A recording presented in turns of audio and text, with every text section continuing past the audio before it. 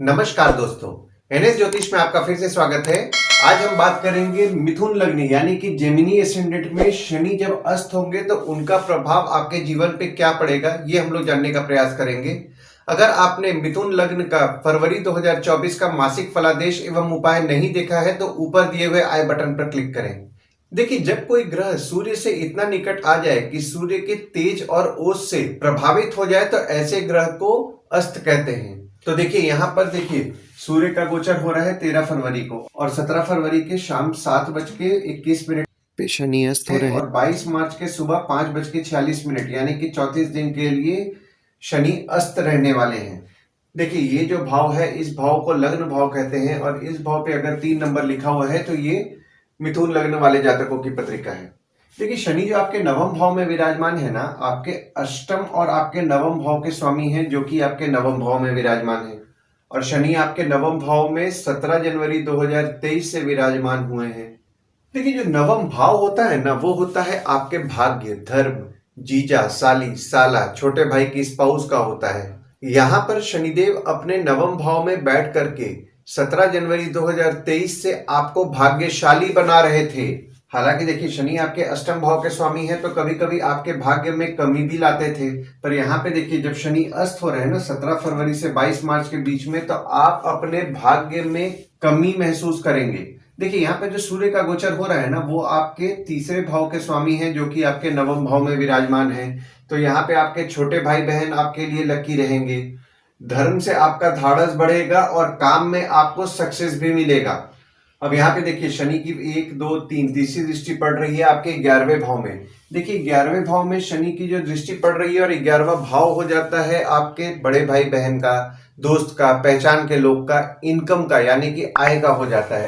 और यहाँ पे देखिए गुरु भी विराजमान है और मंगल की दृष्टि मंगल के घर में 5 फरवरी से पड़ रही है। देखिए, यहाँ पे चूंकि शनि की दृष्टि चूंकि आपके 11वें भाव में 17 जनवरी 2023 से पड़ रही थी, तो जो लोग बिजनेस करते हैं वो ये नोटिस कर रहे होंगे कि जैसा वह इनकम एक्सपेक्ट कर रहे हैं वैसा इनकम उनको नहीं मिल पा रहा है। जॉब वालों को जैसा वे इंक्रीमेंट एक्सपेक्ट कर रहे थे वैसा इंक्रीमेंट नहीं मिल पा रहा है। यानी कि देखिए, जो शनि थे, शनि यहाँ पे आपके गुरु के ऊपर दृष्टि डाल रहे थे, तो गुरु अपना पूरा फल आपके 11वें भाव में रह करके भी फल पूरा नहीं प्रदान कर पा रहे थे। तो यहाँ पे देखिए, अब जो कि शनि अस्त होंगे तो तीसरी दृष्टि का यहाँ पे प्रभाव कम पड़ने वाला है, या फिर बोल सकते हैं नाम मात्र पड़ेगा। तो यहाँ पे गुरु अपना पूरा फल देंगे, यानी कि इनकम बढ़ने वाला है 34 दिनों के लिए, 17 फरवरी से 22 मार्च के बीच में।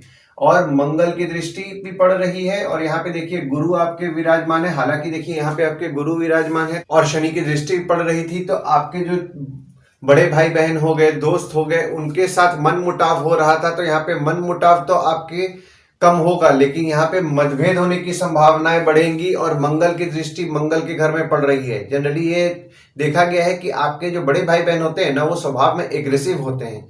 तो चूंकि यहाँ पे देखिए, यहाँ पे आपके स्वभाव में एग्रेसिव है और मंगल के घर में ही मंगल की दृष्टि पड़ रही है, तो उनको गुस्सा ज्यादा आएगा, तो विवाद से उनसे बस बचें।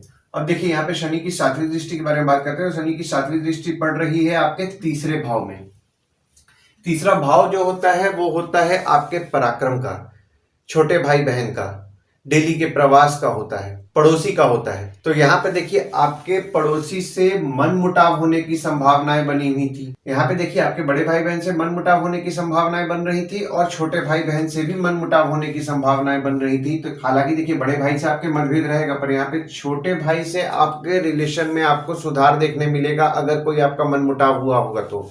लेकिन यहाँ पे देखिए, यहाँ पे भी मंगल की दृष्टि पड़ रही है, तो बस उनके नेचर में एग्रेसिवनेस बढ़ने वाला है। तो उनके एग्रेसिव नेचर को आपको थोड़ा डिप्लोमेटिकली हैंडल करना है, थोड़ा समझदारी से हैंडल करना है, ताकि कोई विवाद ना हो पाए। और यहाँ पे आप अपने पराक्रम में कमी महसूस कर रहे होंगे, खासकर 17 जनवरी 2023 से। लेकिन अब आपका पराक्रम इस समय अच्छा बढ़ेगा। डेली का प्रवास आपका, जिसको हम लोग डेली का ट्रैवलिंग बोलते हैं, वो अब आपका अच्छा बढ़ेगा। बस यहाँ पे आपको इस चीज का ध्यान देना है कि आपके जो छोटे भाई बहन होते हैं या फिर आपके पड़ोसी होते हैं, उनसे आपको विवाद से बचना है। और शनिदेव की 10वीं दृष्टि देखिए आपके 6वें भाव में पड़ रही है और आपका 6वां भाव भी मंगल का है।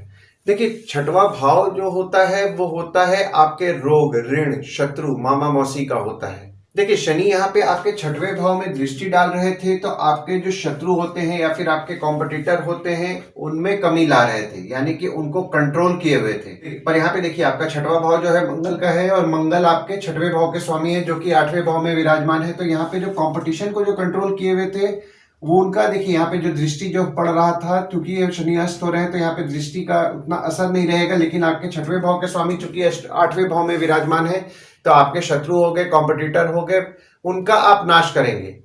मामा मौसी से मन मुटाव होने की संभावनाएं बन रही थी, तो वो मन मुटाव होने की जो संभावना है यहाँ पे, उसमें आपको सुधार देखने के लिए मिलेगा, अगर आपका मन मुटाव हुआ भी होगा तो। लेकिन यहाँ पे आपके मामा मौसी की थोड़ी बहुत तबियत बिगड़ सकती है। आशा करता हूं इस वीडियो में दी हुई जानकारी आपको पसंद आई होगी। अगर आप हमें YouTube पे देख रहे हैं और ये वीडियो आपको पसंद आया हो तो इस वीडियो को लाइक कीजिए, चैनल को सब्सक्राइब कीजिए और नोटिफिकेशन बेल जरूर दबाइए।